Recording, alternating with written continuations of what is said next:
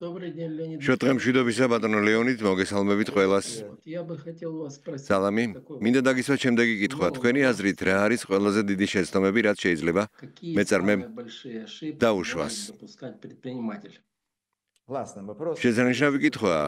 თუ შეძლებთ ჩემი ნათქვამის დაფასებას, გექნებათ ბევრი ფული. У вас будет много денег. Самый главный ნებისმიერი вопрос ბიზნესისთვის бизнеса ყველაზე მნიშვნელოვანი კითხვა не только არ არის ის, რასაც თქვენ დარწმუნებული ვარ ფიქრობთ. можно зарабатывать მეტის გამომუშავება. $1 миллиард. შეგიძლიათ დღეში $1 მილиарდი გამოიმუშაოთ და მაინც ღარიბი იყოთ. Нищим. Это то, ეს არის что ის, происходит сегодня რაც в დღეს Грузии ხდება и во საქართველოში და других странах. ყოფილი საბჭოთა კავშირის ყველა ქვეყანაში. Например, в Грузии მაგალითად, все საქართველოში эти, თითქმის ну, они пишут ისინი წერენ 4 მილიარდს, миллиардов, იტყუებიან вот, а у меня 5 მილიარდი. в Киеве в 2 ჩემთან კიევში მოსახლეობა ორჯერ მეტი იყო. столько. მე И я 650,000 ბაბუას და ბებიას ვუხდიდი тысячи დამატებით бабушек и дедушек по $100 $100 თვეში. А в Грузии ხოლო საქართველოში ფული არ არის. убивают. Они, რა უყვეს? если მას? человек, бизнесмен, თუ ადამიანი, считает, ბიზნესმენი არ ითვლის თავის ფულს, თავის ხარჯებს, бизнес начинается всегда მას საიდან იწყება ეს? с рисков. ბიზნესი ყოველთვის რისკების გაანგარიშებით იწყება. Если вы не в состоянии их оценить, თუ არ შეგიძლიათ მათი შეფასება, უმჯობესია ბიზნესით Библия არ сказано, დაგავდეთ. что ბიბლია ამბობს, мало того, არა что მხოლოდ ты ვერაფერს зарабатываешь, გამოიმუშავებთ, это уже იესომ ეს უკვე თქვა, а потеряешь არამედ даже იმასაც то, что- დაკარგავთ, რაც გქონდათ, потому что обычно რადგან ეს ჩვეულებრივი წყება. Я всегда მე привожу ყოველთვის пример მარტივი того, მაგალითი что მომყავს. у меня был, მე მქონდა ჩემი мой პირველი частный кредит, я წარუმატებელი სესხი, რომელიც გავეცი. пришла ко мне женщина, მოვიდა ქალი ჩემთან ბევრი ორდენით, у нее был орден მას славы. დიდების ორდენი ჰქონდა, ეს უნიკალური რამაა. Да, после ომის войны, შემდეგ უკვე ეს тогда 90-იანი წლები იყო 90-е годы. И და стукнула под მაგიდაზე эти დააკაკუნა, все награды у нее ყველა ეს ჯილდოც висят. აშრიალდა, Вот. Хороший человек. კარგი ადამიანი ჩანდა. Да, ей было тоже ის столько, сколько мне. ჩემი ასაკის იყო, შეიძლება ცოტა Она на უმცროსი. меня кричит, და მიყვირა, «Ты банкир, შენ ბანკირი ხარ, მილიონერი ხარ, почему моему რატომ არ აძლევ ჩემ შვილს სესხს? Вот. Ну, я не ასეთი могу ადამიანისთვის такому человеку, для არ меня შემიძლია, эти люди ჩემთვის ასეთი святые, ადამიანები წმინდანები არიან. всю войну. მამა ჩემი იბრძოდა, მთელი ომი გამოიარა. Поднял дело. საბუთებში ჩავიხედე, А у нее сын был მისი შვილი კაპიტანი ყოფილა. из армии. ის ჯარიდან ახალი დაბრუნებული იყო. Вот. არ უბრძოლია და მას იდეა მოვიდა თავში. Идеи, Кахабера. კახაბერის იდეას რაც შეეხება. Классная идея. შესანიშნავი იდეა. По деньгам ფულის намного თვალსაზრისით лучше. ბევრად უკეთესია ვიდრე ნებისმიერი Дом, სახლი. вот, чтоб сразу заработать. მილიარდების მაშინვე საშოვნელად. Ну, хорошо. მას კარგი იდეა მოუვიდა თავში. Он მან გადაწყვიტა ყირიმიდან закрыт. დაკონსერვებული ბოსტნეულის იმპორტი, რომელიც იქ ძალიან იაფია, И попросил помидоры. помидоры. და მან 5-10 თუ Ну, 5 или 20,000 დოლარი მოითხოვა. Не помню. არ მახსოვს. Только то, что она- მხოლოდ ის მახსოვს, რომ დედამისმა მითხრა, Дайте ему деньги. მიეცით მას ფული. უპასუხე, Сейчас მისმინეთ, ახლა გვიანი შემოდგომა, რაღაც შეიძლება მოხდეს, я не изучал ეს это. საკითხი არ შემისწავლია Обанкрот. და რა მოხდება თუ ის გაკოტრდება. Вам же надо закладывать имущество. თქვენ ხომ უნდა ჩადოთ საკუთარი ქონება? Ну и თქვენ дальше. კი ერთ ბინაში ხართ. Что у вас, из квартиры? მაშინ რა მოხდება შემდეგ? ბინიდან გამოგასახლებთ? Нет, не выгоняют. არა, ის ამბობს, ეს თქვენი საქმე არ არის. Со мной так разговаривала. ასე მელაპარაკებოდა. ჯანდაბა. Мне она მომეწონა ეს ქალი. Мы ему эти деньги. ჩვენ ეს ფული გავეცით. ის ყირიმში წავიდა, იყიდა უზარმაზარი მანქანა. Огромную машину, ის ალბათ этих закруток. $100,000 გამოიმუშავებდა. 1100. ჭკვიანი იყო, მაგრამ მან ერთი რამ არ გაითვალისწინა, Но он не учел одного, что погода რომ უკრაინაში, Украина უკრაინა უზარმაზარი ქვეყანაა. быстро. ამინდი სწრაფად იცვლება. И пока он და ехал, სანამ ის это был конец მართავდა, ноября, ნოემბრის ბოლო იყო, დაიწყო ყინვა და ყველა ქილა გასკდა.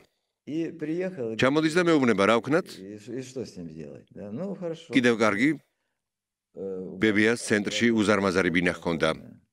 Ну не выбрасывай. ქუჩაში ხომ არ დავტოვოდით, არა? Мы свои деньги ჩვენი ფული ავიღეთ, продали. მისი ბინა გავყიდეთ, Купили хорошую უყიდეთ квартиру. კარგი ერთოთახიანი ბინა, იმიტომ რომ მისი ნაძირალა ვაჟი მაშინვე გაიქცა ცოლთან და Забыл, что у него- დაავიწყდა რომ ხავდა დედა. Вот. და И ასე ცხოვრობდა и ამის შემდეგ. потом. Я ее მე აღარასდროს მინახავს. У нее все нормально. ის კარგად არის, მაგრამ ამის შემდეგ მე ავგრძალე სესხების გაცემა დატვირთული ქონებით. თუ ადამიანს მხოლოდ ერთი ბინა აქვს, ჩვენ სესხებს არ ვაძლევდით. თუ მას 100 ბინა აქვს, კი ბატონო, აიღეთ, გარისკეთ. ეს თქვენი საქმეა. სულ ესაა. და რისკები ძალიან ღრმა თემაა. ეს ბევრად უფრო მნიშვნელოვანია, ვიდრე ის, რასაც გამოიმუშავებთ. ბევრად უფრო მნიშვნელოვანი, მაგალითად, მას კი ასისტენტად წავიდა. პოლიტიკაში. დიახ, პოლიტიკაში. თაღლითური ორგანიზაციების დასახურად. რა დაემართა მას? სხვათა შორის მე მას წერილი მივწერე და ეს ყველაფერი ვიწინასწარმეტყველე. მაგრამ ახლა მასთან დაკავშირება შეუძლებელია. ის ოდესმე წაიკითხავს. დიახ, მაგრამ ჩინოვნიკებთან ბრძოლა ცუდი რამაა. ისინი მაინც გაიმარჯვებენ. იმიტომ რომ მე მათთან ცხოვრობდი, ფაქტობრივად 4 წელი ცხოვრობდი მათთან. არა, კიდევ 3, 12, 16 წელი. მე ვიცი მათი ძალა. მათ იციან ის, რასაც შენ და მე ვერასდროს გავიგებთ. მათ იციან როგორ აარიდონ თავი კანონს, როგორ გაჯობონ, როგორ მოგატყუონ, როგორ დაგიმეგობრდნენ და შემდეგ რთულ მომენტში ზურგში დანაც ჩაგარჭონ და მან კი ისინი მან მხოლოდ სამთავრობო აპარატიდან 21,000 ადამიანი გაათავისუფლა. წარმოიდგენიათ, რა ძალაუფლება ჰქონდა. ეს სახელმწიფო დეპარტამენტია. და მათ ის დაასრულეს. მისი ბიზნესი დაეცა, მისი აქციები დაეცა. ახლა ის გაიქცა, რომ აღადგინოს. ვინ იცის? აღადგენს თუ არა. ამ ხნის განმავლობაში ბიზნესი გაცილებით წინ წავიდა, რადგან ახლა არის სამეცნიერო რევოლუციის დრო. მანქანები დაფრინავენ. მის მანქანებს აღარ იყიდიან თუ ჩინელები ნამდვილად დაიწყებენ ფრენას მომავალ წელს. ისინი მთელ მსოფლიოს აავსებენ. ყველას მოუნდება გზაზე ფრენა. 30 მეტრის სიმაღლეზე საათში 130 კილომეტრის სიჩქარით. მე გიპასუხეთ თუ ყველაფერი არ გითხარით? დიახ, მადლობთ ბატონო ლეონიდ, თქვენი გულწრფელი პასუხისთვის. დიახ, ეს მართალია, იმიტომ რომ სამყარო სავსეა იდეებით, სავსეა შემოქმედებით, იჭკვიანი, განათლებული, უბრალოდ ზღაპრული ადამიანებით. როგორ შემიძლია მათ შევედარო?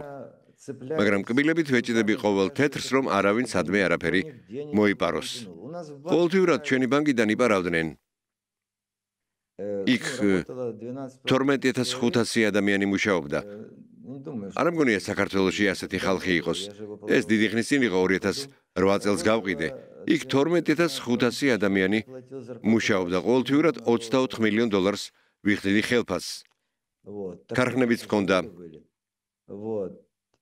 ყოველთვიურად ბანკში, ან ყოველ სამთვეში ერთხელ, არ მახსოვს, ყოველთვიურად ერთსა და იმავე თანხას იპარავდნენ ჩემგან. $9,000,000. ყოველთვის. სტატისტიკა აჩვენებდა, რომ ყოველივე ამის შემდეგ დიდი ბიზნესი, ნებისმიერი ბიზნესი, ყოველთვის პარალელურად მუშაობს ბანდიტებთან და თაღლითებთან. ბიზნესმენი იგონებს ახალ სფეროებს ბიზნესის ხელში ჩაგდებისა და პოპულარიზაციისთვის და ისინი მუდმივად ფიქრობენ, რომ მას ტექნოლოგიებში გაუსწრებენ, რათა გაძარცვონ. ამიტომ, ღმერთო ჩემო, რა არ მოგონიათ ბანკებში. მაგალითად, ქალი, რომელიც ფულს ცვლიდა, მოვიდა და თქვა, მომპარეს $24,000. ეს წვრილმანია, ასეთი რამ, კარგი, როგორ მოგპარეს? მან თქვა, ვიღაცამ დამაჰიპნოზაო. და რას აპირებთ? მან პოლიციას უთხრა, რომ ვიღაც მოვიდა, თეორიულად შეეძლოთ მისი დაჰიპნოზება, მაგრამ ჩვენ გქონდა ტყუილის დეტექტორი. ის ძლიერია, რადგან ეს შესანიშნავი გამოგონებაა. ხალხი უბრალოდ ვერ ხვდება. გქონიათ, რომ თუ ამ მანქანას ან პროგრამას დააინსტალირებ, ის თავად გაიყვანს თაღლის დღის სინათლეზე და ყველას აჩვენებს, რომ ის ქურდია. სინამდვილეში ეს დამოკიდებულია იმაზე, თუ რა კითხვებს დასვამთ. ამიტომ ჩასვეს ციხეში. აღიარა. რა თქმა უნდა, ამბობდა, არაფერი წამიღია. აშკარა იყო რომ მოიპარა. აღიარა ეს. სად დამალა? საყვარელს მისცა. სად ცხოვრობს მისი საყვარელი? დნეპრის მეორე მხარეს. ეს ჭკვიანი ბიჭი.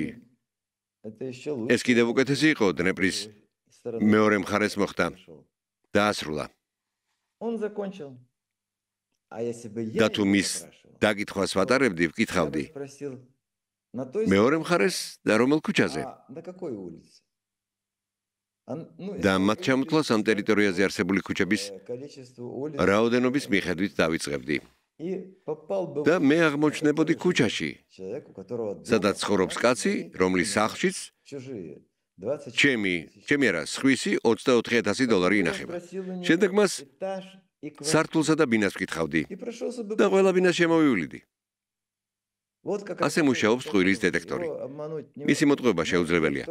თუმცა ისინი, ვინც დღეს ამაზე მუშაობენ, ყველა შეუძლია მისი მოტყუება, იმიტომ რომ მას არ შეუძლია ისე ღრმად არ ფიქრობს, როგორც მე.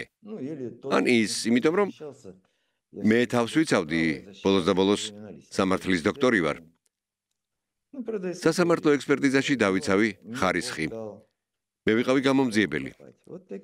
მართალია, გამომძიებლებიც კი შეიძლება სრულები იყვნენ, მაგრამ ღმერთმა მომცა უნარი საკითხის ღრმად შესწავლის. ასეთი საქმეებია. და კიდევ ერთი იპარავდა აპარატებიდან, ვალუტის გადამცვლელი აპარატებიდან.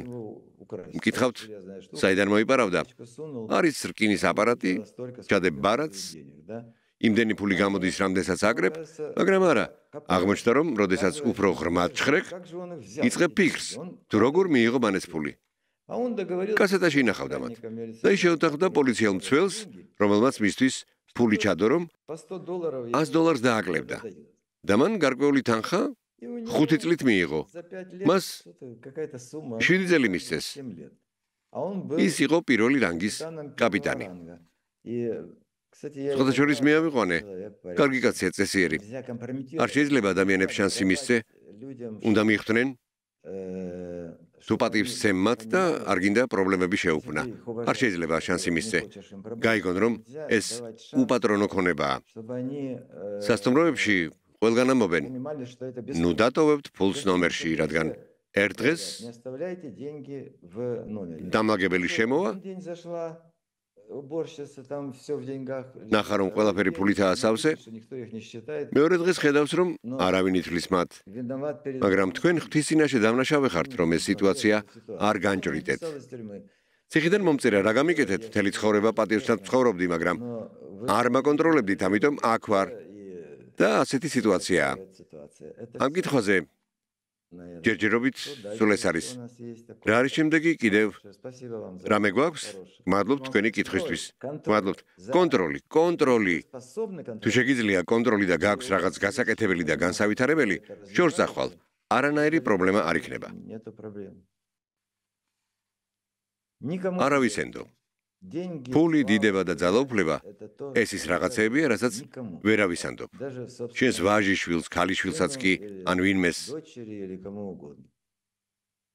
მათ შეუძლიათ იქცნენ, გმადლობთ. გამიმართლა, ალბათ ძალაუფლება და დიდება არასდროს მაინტერესებდა.